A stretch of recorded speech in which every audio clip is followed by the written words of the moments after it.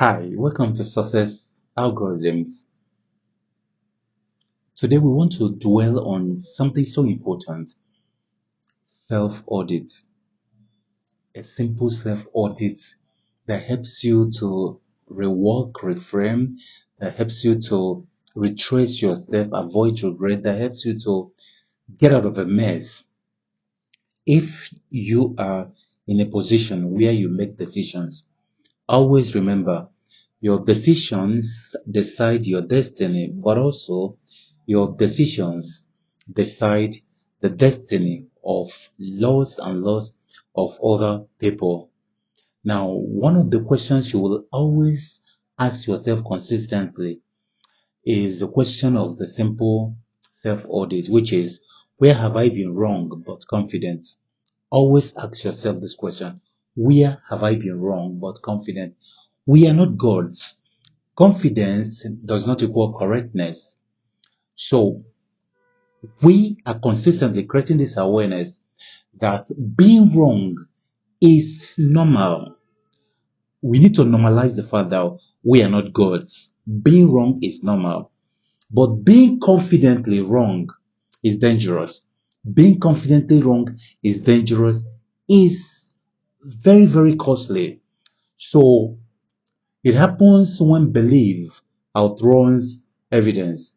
When your belief outruns evidence, that is where it happens. And lots of times, if you've ever taken any course on epistemology, which is a theory of knowledge, you will always hear these kind of questions, and sometimes you get agitated by the questions. You have questions like, who is your mom? You mention Mrs. Carly Cousins or Dr. Teresa or, Auntie Jenny, whatever it is. And then the person asks you a question, how do you know she's your mother? Now you start getting agitated, like, I know that she's my mother. Answer, how do you know? She gave birth to me, she been caring for me. All these emotionalizations, all these are emotional. And then the person asks you, how do you know that she's your mom? And then you are almost, so angry. Why? Because, most times our beliefs outrun our evidence. So that is why confidence often marks error. The psychology of certainty is that certainty reduces anxiety. So when you say, I'm certain of this, it reduces anxiety, gives you the confidence to do what you want to do. The brain also loves it because the brain rewards clarity. The brain rewards, you know, the brain doesn't want to work too hard. So when it comes to accuracy, the brain is not overly worried about it. As far as you can say, certainly this is what it is, the brain will be happy with that, because you can also train the brain to be lazy. You can train the brain to procrastinate. You can train the brain to be fearful. You can train the brain to be biased. You can train the brain to seek for the truth. You can train the brain to filter away the truth. Yes? So most times confidence feels like competence, but that's not true. It is not true because your confidence is a function of your education, your experiences, your exposure, your environment. Those things frame how you see things, and you can be confident in erroneous things or when you are in error. Now, we've discussed about the warning signs of, confidence error. We've discussed about it before in our formal distance. But how it shows up, is that you stop questioning your position. For you, your position is always right because you've always been intelligent. You've done it before. Yes, that's why you see a doctor, a lawyer, somebody like an aviator, what do you call them? Pilots and all those. You see them say, you can't teach me my work. I'm a professional. I'm a consultant. I've done this thing at the highest level and all those. You dismiss opposing views very quickly. You challenge, everything that challenges you. And then you also challenge everything that feels like a challenge. So challenge for you feels like disrespect. It feels like somebody is questioning your competence. Past success has become your proof. We've talked about before, but you see, the self-audit framework asks about three questions. These three questions you ask yourself include where did I decide so fast? You ask yourself that question. Where did I decide so fast? You ask yourself, what evidence or evidences did I ignore or minimize or filtered out?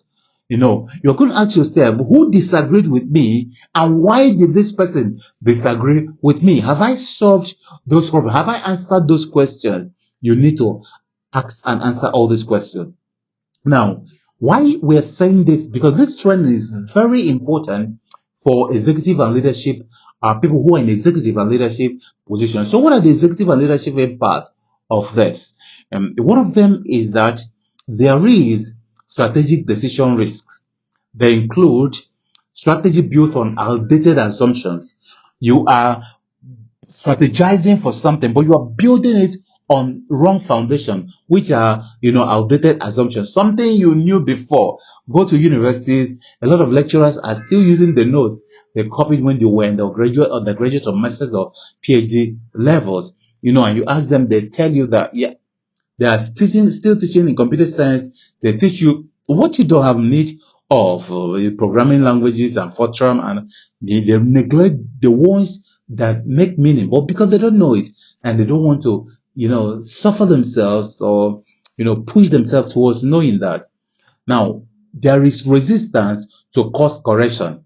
So instead of you doing the things that will help you to course correct, you resist it and you don't want. Because of that, your strategy will always have issues. Now, you silence dissenting voices. Look at the national assemblies of a lot of countries.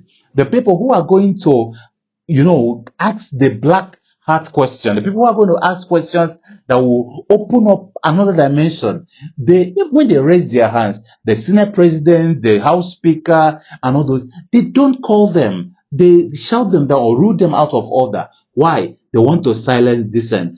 But you see, what do you call it? Civilizations cannot move without dissent. You already know about the dialectics. You know about thesis. You know about antithesis. You know about synthesis. We're going to talk about that in other editions. Now, reputation is prioritized over results. Reputation is prioritized over results. You want to save face instead of actually say we are going the wrong direction. Let's stop and look back. There are some entrepreneurial and business impacts, a lot of growth and opportunity costs when it comes to entrepreneurship. Emotional attachment to failing ideas, overconfidence, a market understanding, ignoring customer feedback, scaling based on belief, not data. Yes, those are actually important indicators that will help you know whether you are doing the wrong thing or doing the right thing. They are also the things that will bury your effort and the great things you've done over time. In career and in personal life, there are impacts. You have everyday high stake errors. For instance, career decisions that are driven by identity. I want to be, a professional. You follow those things. They may not give enough money, but they give a lot and a lot of, of what do you call it? Name, status and all those. Yeah. So we are talking about everyday high stake errors. We said career decisions are driven by identity. You just want to belong. Even where you live is driven by identity. You can't even afford those, you say community, or you can afford those clubs, or you can afford that location, but you just want to be there. Sometimes you're not doing enough business to sustain that, and then you go down. Relationship conflicts are fueled by certainty. I know I'm right. I know I am right. But the other person is feeling right too. So what happens? Over time, you find out that, nobody agrees. Like we say in Nigeria, don't agree for anybody. Yeah. So financial choices are based on confidence. So you say, I'm confident, but they're not based on data. They're not based on facts. They're not based on things you have analyzed. They're just based, yeah, I'm confident. This thing work. I heard that crypto gives money. I heard that stocks give money. I heard that no matter what, buy any land, it will appreciate. And all those. What if Goli is just beside the land? Yeah. So you also have missed learning opportunities. You miss a lot of learning opportunities. You know, that humility of heart helps you to learn. Learning comes from humility of heart. So you need to now turn this self-audit framework. Where have I gone wrong with confidence? You need to turn it into practical practice. It's something you do every single day. Always ask that question. Build it as a habit. Turning reflection into, into something that you do every single second, turning it into practice. Building that habit will help you. You need to review decisions after every outcome, and sincerely too. You need to reveal it. You are not going to review it just because it is to fulfill all righteousness. You review it so that the next course of action will follow from the learning you've heard from this. Invite structured disagreements. Allow people who don't agree with you to air their view. It will only open up the blind spot and you solve it on time. Now, separate confidence from correctness. Know that the things you may be confident about, you may not be correct about them. Look especially in your relationships. You can see where you were confident, but you were never correct. Now, reward adjustments. Don't reward your stubbornness.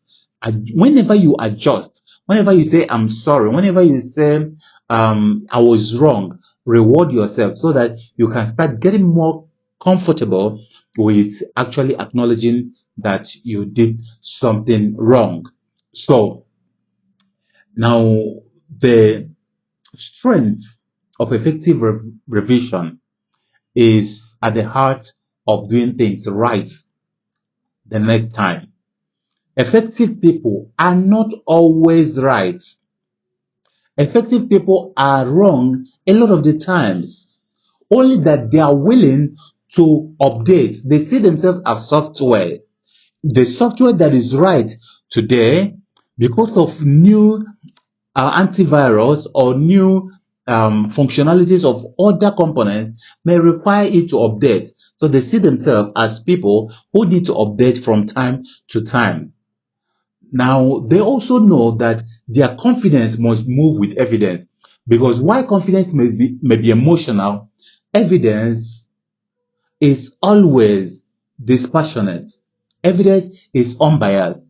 Evidence speaks for for itself. You see, hear the lawyer say the facts speak for itself. So always, don't just believe only in your confidence. Always check, is this confidence backed by evidence? Growth in life, growth in business, growth in our habits, growth in every aspect of life begins with correction. If you self-correct, if you find what you didn't do right and you correct it, you start growing. But if you keep doing what you are doing, you will continue to always look like your mistake. Remember, decisions will always decide your destiny. Why it is important for us to always talk about mental models, mindsets, and blind spot is because immediately you are able to take dispassionate decisions and take right decisions. It's a matter of time. When your decisions are right and right and right over time, your decisions will decide your destiny. You will not start looking like your decision. It is always said, when we are born, we look like our parents and grandparents. But we are, when we grow up and we are on our deathbed, we look like our decisions. See you tomorrow. Remain blessed and stay celebrated always.